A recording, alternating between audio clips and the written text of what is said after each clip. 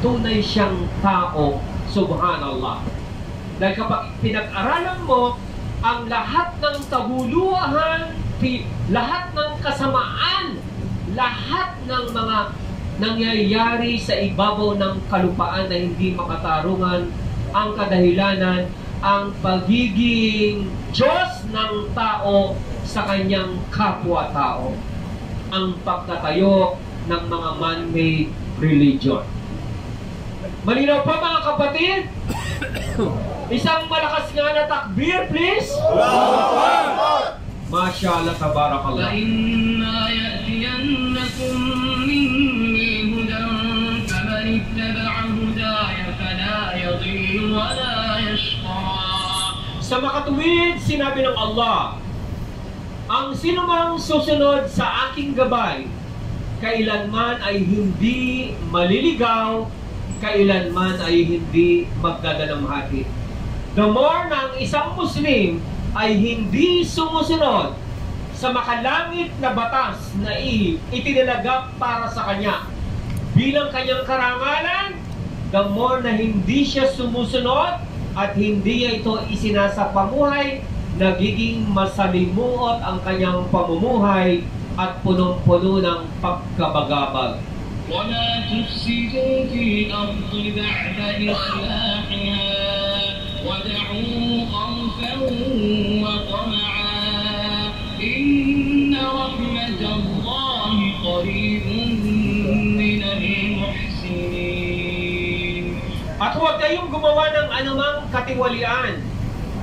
Huwag kayong gumawa ng anumang paglabag, kahit na anong uri ito sa ibabaw ng kalupaan.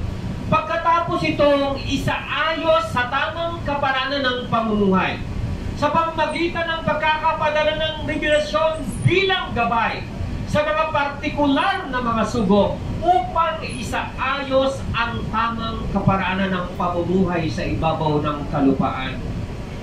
At magsumamo kayo sa Allah. Kalakip ang takot at pag-aasam, walang pag-aalinlangan, ang habag ng Allah ay palaging malapit sa mga yaong gumagawa ng kabutihan. Subhanallah. Kaya itong ating agama Islam ang siyang magsasaayos ng tamang kaparaanan sa ibabaw ng kalupaan. Magkakaroon ka ng kakontentuhan sa sarili, kapanatagan na hindi kayang bilhin ng salapi. Hindi kayang bilhin ng salapi ang kasiyahan, kapanatagang ito na ating nararamdaman bilang isang Muslim.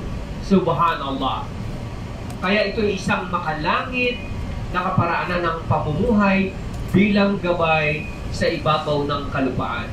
قُلْ أَتُعَلِّمُونَ اللَّهَ بِدِينِكُمْ وَاللَّهُ يَعْلَمُ مَا فِي السَّمَاوَاتِ وَمَا فِي الْأَرْضِ وَاللَّهُ بِكُلِّ شَيْءٍ عَلِيمٌ. Ito ay isang pautos. Qul atu'allimuna Allah bidinikum wallahu ya'lamu ma fis samawati wa ma fil ard wallahu bikulli shay'in qadir. Ano ang sabi ng Allah sa mga tao na nagtayo ng mga relihiyon? Gusto niyo bang pagsabihan ng Allah hinggil sa kaparaanan, hinggil sa batas o kaparaanan ng pamumuhay? Gusto niyo bang pagsabihan ng Allah hinggil sa inyong relihiyon? Mas marunong pa ba si Felix Manalo, si Ellen G. White, si Kibuloy, si Eli Soriano, si Joseph Smith Jr.? Mas marunong pa ba sila kaysa sa Allah na siyang lumikha ng lahat ng bagay at nagmamay-ari ng lahat ng bagay, na siyang ganap na nakababatid ng anumang nasa kalangitan at kalupaan, at siya ang ganap na nakaalam ng lahat ng bagay? Ang tunay na relihiyon ay hindi produkto ng kaisipan ng sinumang tao. Hindi maaaring panghimasukan ng sinumang tao ang tinatawag na din, ang batas o kaparaanan ng pamumuhay. Ito'y bukod tanging karapatan lamang ng Allah. Kung sa inyong tahanan kayo ang ama ng tahanan o haligi ng tahanan at sa loob ng inyong bakuran. Pahihintulutan nyo ba na merong batas na umiral sa inyong tahanan at sa loob ng inyong bakuran o hindi? Pahihintulutan nyo ba o hindi? So, sino ang nagmamayari sa atin? Sino ang lumikha sa atin? Sino ang nagmamayari ng mga kalangitan? Sino ang nagmamayari ng lahat ng bagay? Hindi ba ang Allah? So, bakit kinakailangan panghimasukan ito ng isang taong nilikha lamang mula sa isang similyang walang kahalaga-halaga? Kaya hindi maaaring panghimasukan ng kahit na sino mang tao ang batas o kaparanan ng pamumuhay, bukod tanging karapat lamang ito ng Allah subhanahu wa ta'ala. وَلَوْ اتَّبَعَ الْحَقُّ أَهْوَاءَهُمْ لَفَسَدَتِ السَّمَاوَاتُ وَالْأَرْضُ وَمَنْ فِيهِنَّ بَلْ أَتَيْنَاهُمْ بِذِكْرِهِمْ فَهُمْ عَنْ ذِكْرِهِمْ مُعْرِضُونَ. Kaya kung ang katotohanan ay iniayon sa kanilang mga pagnanasa, kung ang katotohanan ay batay lamang sa naiisip ng mga tao, batay lamang sa kanilang mga nararamdaman, batay lamang sa kanilang mga pagnanasa, walang pag-aalinlangan ang mga kalangitan at kalupaan, at ang lahat ng mga nasa pagitan nito ay magiging tiwali, magiging masalimuot, mawawasak ang lipunan dahil iniayon lamang nila ang batas batay sa kanilang naiisip o nagugustuhan. Kaya hindi ang kanilang inaakala ang siyang katotohanan, bagkos ay nagbaba kami ng paalaala, ng dhikr. Ito yung Quran bilang karangalan para sa kanila, na ito ang kanilang isa sa pamuhay sa ibabaw ng kalupaan, ang makalangit na kaparanan ng pamumuhay na mismo ang Allah ang siyang nagtalaga nito. يعلمون ظاهرا من الحياة الدنيا وهم عن الآخرة هم غافلون. أولم يتفكروا في أنفسهم ما خلق الله السماوات والأرض وما بينهما إلا بالحق وأجل مسمى وإن كثيرا من الناس بلقاء ربهم لكافرون. Bakit merong tunay na relihiyon? Sasabihin pa naman ng mga non-Muslim, wala raw relihiyon na makapagliligtas. Yung mga man-made religion ay hindi makapagliligtas sa impyernong apoy silang lahat. Dahil merong makalangit na relihiyon, sa kanila kasi iba yung kahulugan sa kanila ng relihiyon. Ibinatay nila sa dictionary at sa encyclopedia. Sa atin hindi. Mismo ang Allah ang siyang nagbigay ng tamang kahulugan nito. Ito'y batas o kaparanan ng pamumuhay. Bakit merong batas o tamang kaparanan ng pamumuhay? Sapagkat ang alam lamang ng tao ay ang panglabas na kaanyuan ng buhay dito sa daigdig. At wala silang kaalam-alam hinggil sa kabilang buhay, hinggil sa araw ng muling pagkabuhay na magaganap sa paraiso, sa impyerno apoy. Wala silang kaalam-alam. Pansinin nyo ang relihiyon ng mga non-Muslim. Walang nagpapaliwanag hinggil sa buhay pagkatapos ng kamatayan. Walang nagpapaliwanag hinggil sa paraiso o impyerno apoy sa kabilang buhay. Hanggang doon lang sila. Maniwala ka kay Jesus, ligtas ka na. Hanggang doon lang. Ganito yung itinuro, etc. etc. Subhanallah. Kaya ipinadala ang Quran upang ibalik ang mga nag-aangking tagasunod ni Jesus sa tunay na katuruan na ipinahayag ng Allah kay Isa at sa lahat ng mga propeta.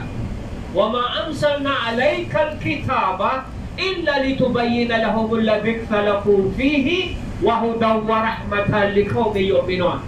At hindi namin ibinaba sa iyo, Muhammad, ang aklat, meaning ang Quran, kundi upang linawin ng malinaw na pagkakalinaw ang hinggil sa mga bagay na hindi na napagkakasunduan sa isa't isa kung patungkol sa reliyon at sa mga alituntunin nito.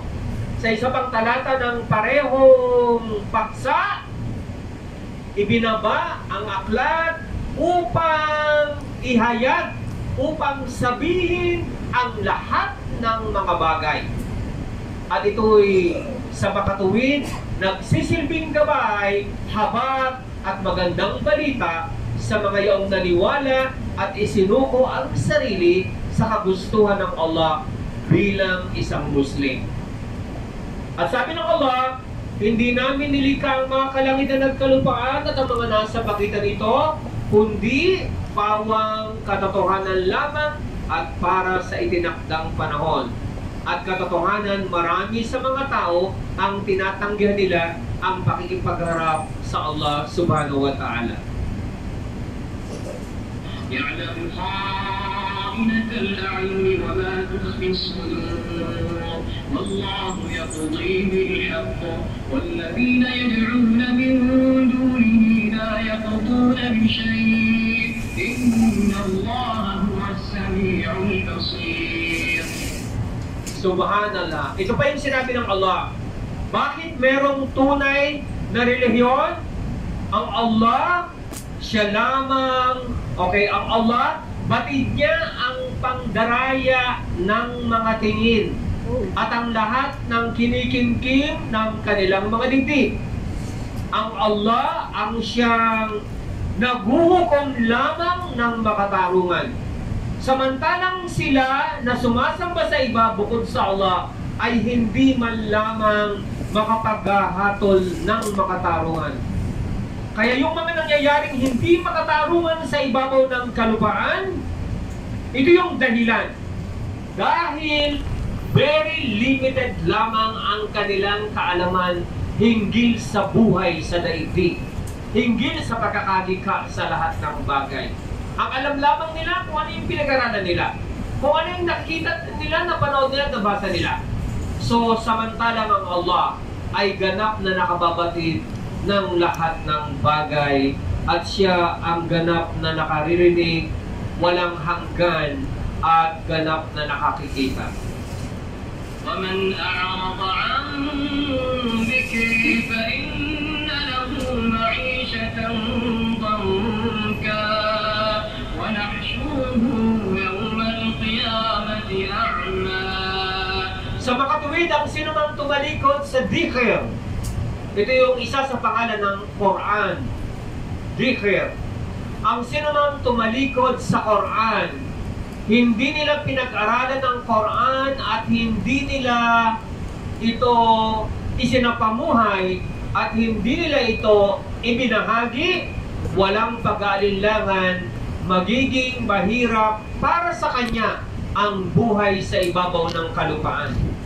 Kahit na siya'y mayaman, kinikilala, magiging masalimot ang kanyang pamumuhay at punong-puno ng pagkabagabag. Kaya pag-aralan niyo yung mga non-Muslim. Mayaman sila, kinikilala, pero gumagamit ng droga. Hindi nila alam kung paano nila gugugulin ang kanilang panahon.